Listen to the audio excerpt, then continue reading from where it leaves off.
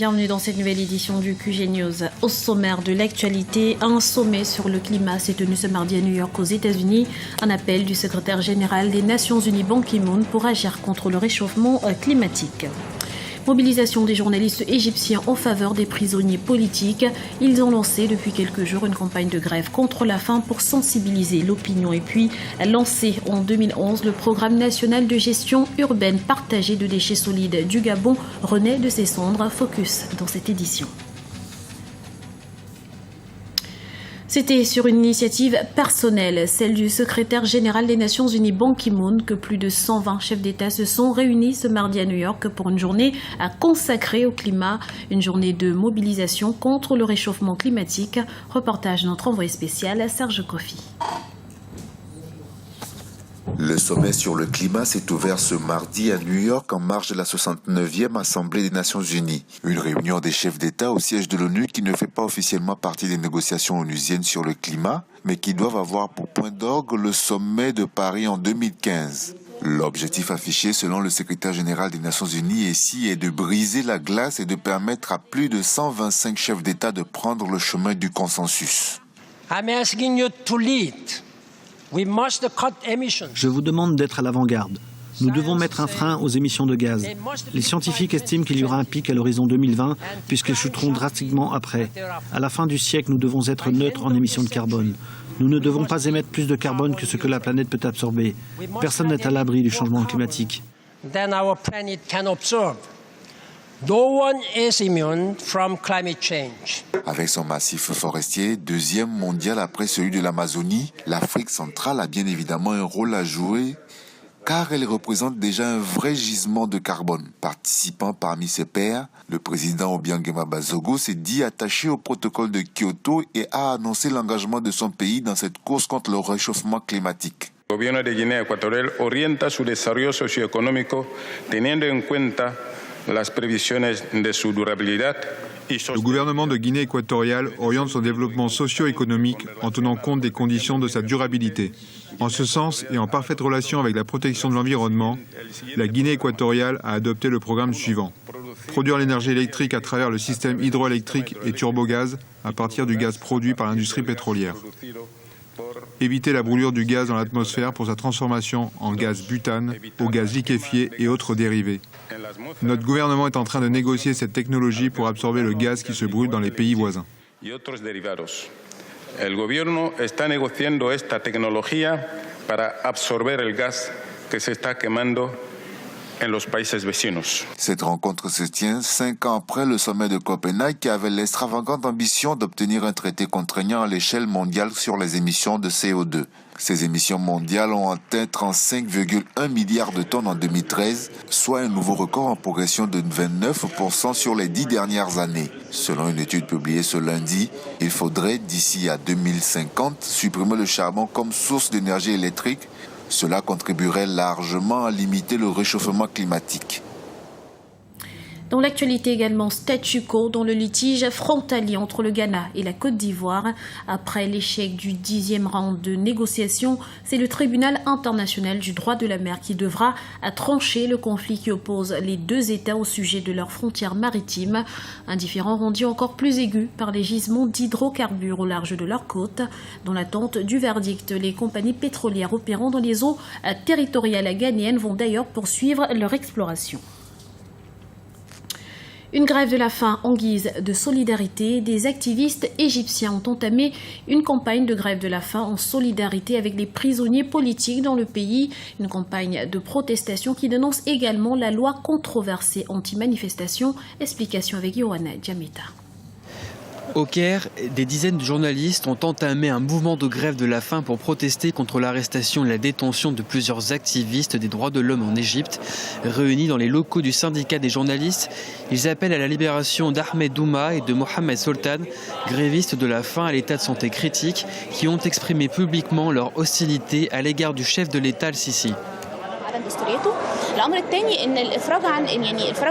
La question de la libération des détenus ne doit pas être prise à la légère ou ignorée, ni au niveau humanitaire, éthique ou politique. Il ne devrait pas y avoir de personnes emprisonnées, et ce après 150 jours de grève, comme Mohamed ou Hamed Douma, et dont la vie est en danger réel.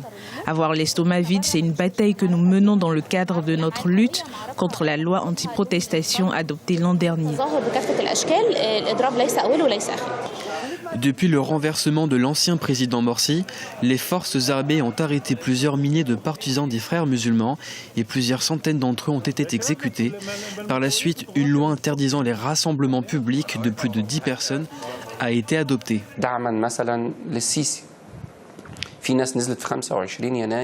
L'État applique la loi seulement pour punir ses adversaires. Des manifestants sont descendus dans les rues en janvier dernier. Ceux qui soutenaient Sisi étaient protégés par la police et ne pouvaient être touchés, tandis que ceux qui protestaient contre lui ont été arrêtés et accusés de divers crimes.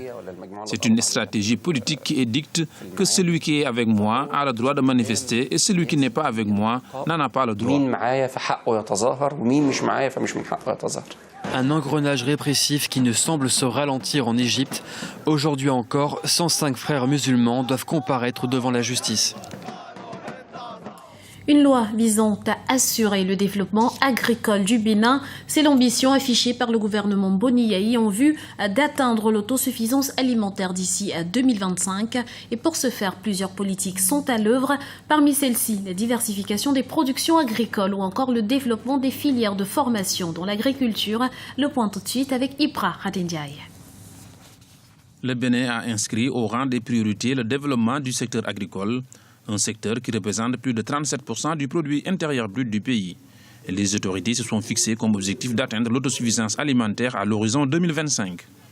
La réussite du pari de la transformation agricole repose sur plusieurs préalables, notamment sa modernisation, la formation, la résolution de certaines questions foncières, une ligne que le Bénin a entamée depuis plusieurs années. Nous avons adopté en 2003 le programme détaillé pour le développement de l'agriculture. En 2003 à Maputo, que nous avons vendu à la communauté internationale. Nous y sommes. Et à chaque fois que nous allons, que notre continent est représenté, au G8, au G20, mais nous ne cessons de parler de ce programme détaillé, qui est une référence, et qui nous dit d'ailleurs, du point de vue des défis du financement, parce que la plupart de nos pays aujourd'hui n'ont pas encore réglé. On n'a pas encore réglé cela. Pour favoriser ce développement agricole et permettre au Bénin d'atteindre ses objectifs en politique agricole, le gouvernement du Bénin envisage de voter une loi en faveur du développement agricole. La loi d'orientation agricole, de l'alimentation et de la nutrition, cadre durable pour l'activité agricole et agroalimentaire, passe pour être un outil de formalisation de l'agriculture, de sécurisation de l'exploitation familiale et de reconnaissance du métier d'agriculteur. Ce projet de loi vient rejoindre de nombreuses initiatives en faveur du monde rural béninois, comme l'idée de création d'une banque de développement agricole émise par le gouvernement en 2013. Vers une meilleure gestion des déchets au Gabon, le gouvernement gabonais a lancé, en partenariat avec le Programme des Nations Unies pour le développement, l'opération Pronagup, le programme national de gestion urbaine partagée de déchets solides au Gabon. Objectif, assainir l'environnement. Voyez ce reportage de notre correspondant sur place, Douglas Ntuntum. Information, sensibilisation et précollecte d'ordures ménagères dans les quartiers sous-intégrés de la ville d'Oyem. C'est le leitmotiv de l'opération du Pronagup, le programme national de gestion urbaine partagée des déchets solides au Gabon. Une initiative du gouvernement gabonais résolument engagée à assainir l'environnement immédiat des ménages en partenariat avec le PNUD. L'objectif premier, c'est donc la lutte contre l'insalubrité, qui est le fer de lance, suivi à terme d'attirer l'attention sur l'impact socio-sanitaire que peut avoir cette insalubrité. Et enfin, au troisième point, la création d'emplois. Cette opération stratégique est mise en place à quelques semaines de la saison des pluies qui arrive à grands pas avec son corollaire de difficultés. Dans chaque quartier de la ville d'Oyem concerné par cette sensibilisation, il était question d'expliquer en langue vernaculaire et en français les règles élémentaires que doivent observer les ménages pour une cité attrayante sans dépôt sauvage d'ordures ménagères. C'est ce type de sachet que nos équipes passeront vous déposer après que vous ayez souscrit un abonnement dans votre circonscription. Le but ici étant que plus personne ne jette les ordures derrière ou devant sa maison de façon anarchique. Mais il faudra désormais les mettre dans ce sachet poubelle que vous placerez dans un coin stratégique et nos équipes passeront les prendre. La nouvelle stratégie de communication mise en place par le Pronagup est saluée par les précollecteurs. En effet, elle a permis de mieux expliquer au plus grand nombre la nécessité pour les ménages de souscrire un abonnement de précollecte, dont les coûts varient de 2 à 9 000 francs CFA en fonction de la quantité de déchets à évacuer. Quand les déchets débordent, ça attire des mouches, ça attire des odeurs et cela attire également des maladies. Pour mener à bien ce projet, Oyem, une des villes pilotes du Pronagup, s'est vu affecter un budget de 15 millions de francs CFA pour les 3 années d'exercice qui s'achèvent en 2015. Libreville et Port-Gentil sont les 2 autres villes pilotes concernées par ce projet. Ce journal a été réalisé par l'ensemble de la rédaction. Nous vous remercions pour votre fidélité. Retrouvez dans un instant une nouvelle édition du QG News sur Africa 24.